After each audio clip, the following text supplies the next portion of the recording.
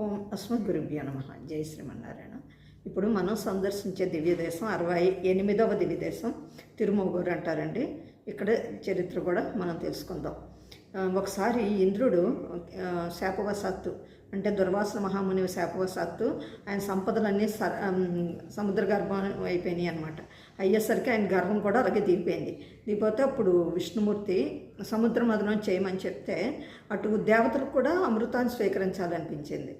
అయితే ఈ దేవతలు ఇటు అసురులు ఇద్దరు కలిపి సముద్ర మదనం చేసిన వారి వల్ల అవ్వలేదు. అప్పుడు విష్ణుమూర్తి 8 రూపాలని ధరించి ఆయన ఎవరికి కావాల్సినవి వారికి అందజేశాడు. కాబట్టి ఇక్కడికి వస్తే తర్వాత ఇక్కడ ఏముంటుందంటే మనకేమన్నా అవరోధాలు వస్తే అవరోధాన్ని తప్పించి సత్ఫలితాన్ని ఇచ్చే క్షేత్రము ఇన్ని కాలమేఘుడు అని అంటారు.